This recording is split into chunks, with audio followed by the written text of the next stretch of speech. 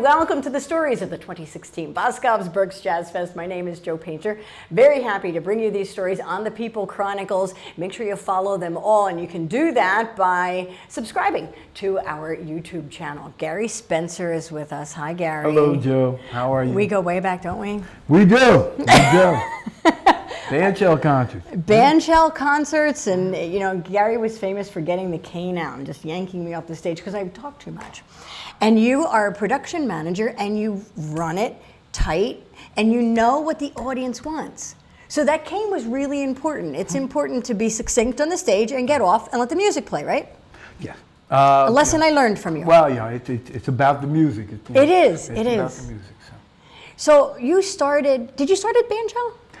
I started with the Berks Arts Council at Bandshell, yes. That was 1994. Wow. 1994. And you were volunteering at that point? Yes, I had been a patron at the 92 and 93 Jazz Festival, and decided that year, after the Jazz Festival of 93, that I would be a volunteer for the Berks Arts Council. They said they needed volunteers. So I went up, knocked on the door, and said, I'm here to volunteer. And the rest is history.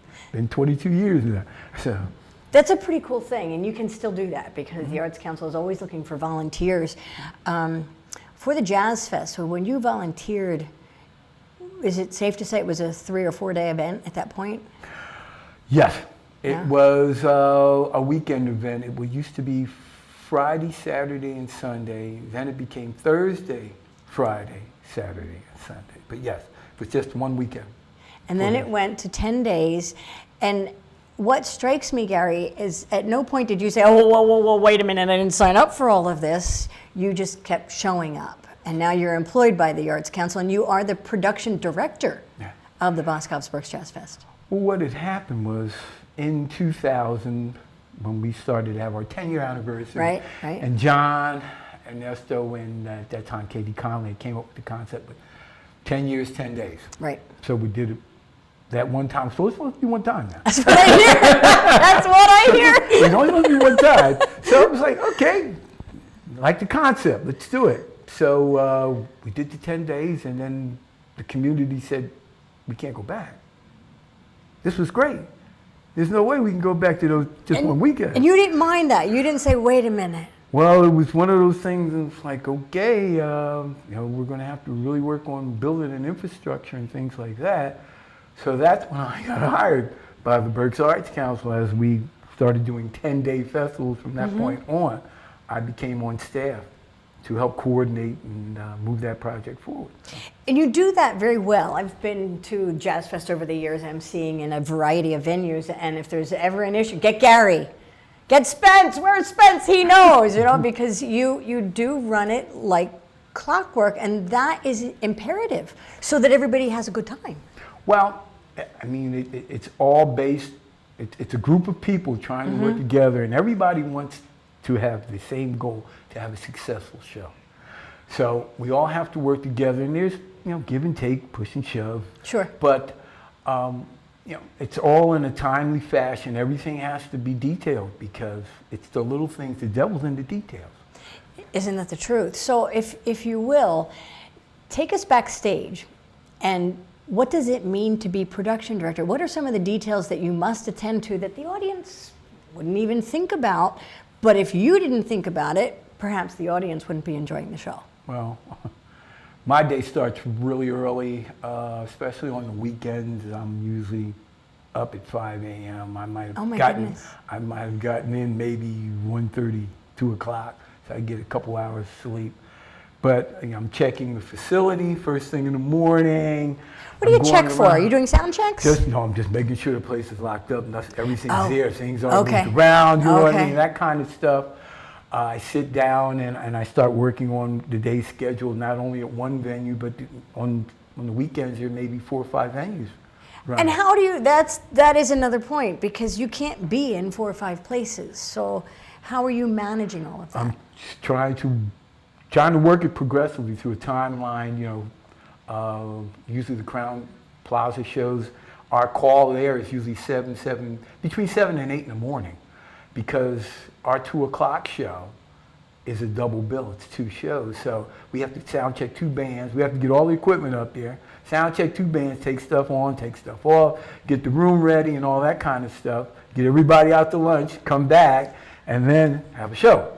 So when you say the equipment, if you have, you know, shows back to back and it's 2 different bands, you're changing everything, speakers, equipment, pianos. Well, speakers are staying the same, but the stage setup has to change. So we try to find synergies between the 2. If we can't, then we do this thing we call spiking, where we take some tape and outline where the instruments are at. The first band that plays will be the last band that sound checks. And the last band, the headliner or the closing band, will be the first one to sound check. So we have to lay everything out. We may have to spike it or put tape lines around everything. Then remove it. So you know where to put it in a hurry. Yeah, when we come back the next time, because between shows you may have 20 minutes, that's about it. Oh my goodness. So how many are on a team at any given venue? I would say usually 10 to 12 on each crew. You know, some crews have a little bit more because they have a larger facility. Just say the crew at the Jazz Base or the iJazz Global. Right, iJazz Global Cafe. Facility, which is 150 seats, would not have the same amount of crew, which would be at the Scottish Rite. Right, which has 1,300 seats or so, and it has a 50-foot stage.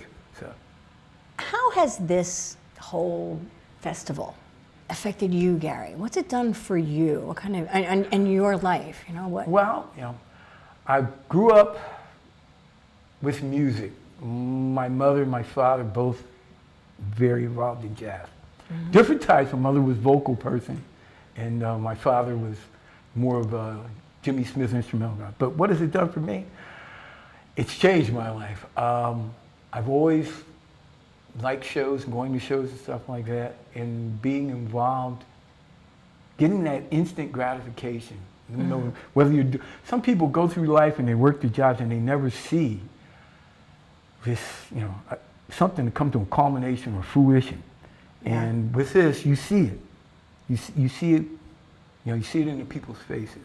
You see it in the performers when they're performing. You just see that joy, you see that energy, and when people walk out and when you hear that buzz while I'm running through there trying to get back on stage so we could set something else up, it's really nice to hear people just having fun. I never thought about the instant gratification concept, because from the time you build it in the morning to show close, there's applause, there's happiness, you do see the fruits of your labor. Yes, we're working like crazy, and then at the end, when you hear that round of applause and everybody's happy, performers look at us and go like this, you know, everybody's happy. So, you know, let's do it again next year. So growing up listening to this music, did you ever think you could be backstage with these artists that you've listened to? No, it was never a thought. No. And now they call you by your first name. You guys are friends. You're friends with the artists. There's bonds and relationships that have been built. Good friends. I had some medical problems last year, and I got calls from a lot of the artists. John let them know I was sick, and calls, cards. It meant a lot. These are people that you work with, and you see them, you know, they were around the world and, you know, doing all kinds of things. And it's nice that they just took time to reach out to me and let me know that I was in their thoughts and prayers. And I would think that kind of action speaks to the appreciation they have for the work that you put in backstage. It's the unsung part. Nobody sees what goes on, but without all of that effort, the show doesn't go on. So thank you. Thank you very much, Gary. I just want to give a shout out quick to all my production people, because couldn't do it without them. Thank you. It is a team. It's a team Yes, effort. it is. It is the story of Boscov's Berks Jazz Fest. Thank you, Gary. Thank you.